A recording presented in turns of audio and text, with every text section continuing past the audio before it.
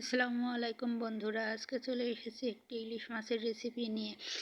এই মাছটি আমি ভালো করে ধুয়ে পরিষ্কার করে নিয়েছি। দেখুন, এখানে আমরা তো ইলিশ মাছ অনেকভাবেই রান্না করে খাই। তো আজকে এইভাবে রান্না করে দেখুন, আজকে আমি হাতে মাখিয়ে রান্না করব। প্রথমে আমি তেল ঢেলে নিলাম কড়াইতে। তেল পরিমাণ মতন তেল দিয়ে দিলাম। তেল দেওয়ার পরে আমি এখানে পেঁয়াজ কুচি করে রেখেছি আর 5-6টা ঝাল চিড়ে রেখেছি, আমি ওইগুলো দিয়ে দিব এখানে। পেঁয়াজটা একটু বেশিই দিতে হবে। আমি 5টা পেঁয়াজ, মাঝারি সাইজের 5টা পেঁয়াজ দিয়েছি। পেঁয়াজগুলো ভালোভাবে কুচিয়ে নিতে হবে। অল্প একটু হলুদের গুঁড়া দিয়ে দিলাম,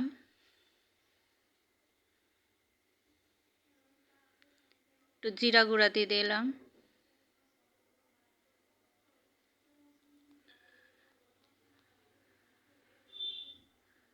ধনিয়া গুঁড়া দিয়ে দিলাম,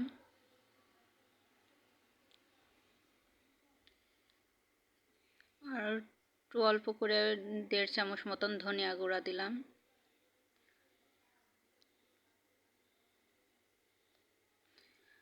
আমি ঝালের গুঁড়া দিলাম অল্প একটু। এটা হচ্ছে আমার কাঁচামরিচ শুকনা করে আমি গুঁড়া করে রেখেছি,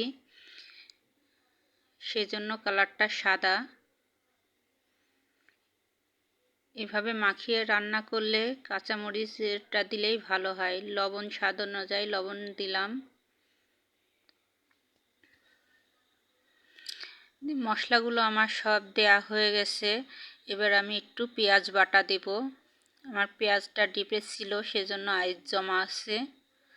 আমি এভাবে এবার মশলাটা ভালোভাবে মাখিয়ে নেব।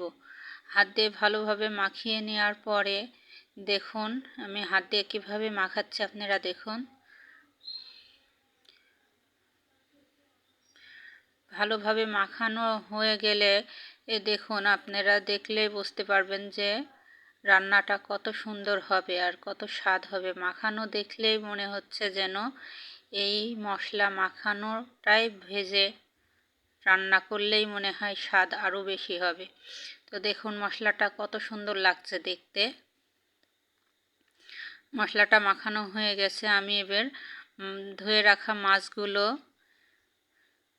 এর ভিতরে দিয়ে দেব। দেখুন মশলাটা দেখতে কি সুন্দর লাগছে। এর ভিতরে যদি ইলিশ মাছ দেওয়া যায় তাহলে কত স্বাদ হবে বুঝুন আপনারা। দেখুন মাছগুলো ধুয়ে রেখেছিলাম। আমি এখানে আজকে মাছের মাথা নিয়েছি।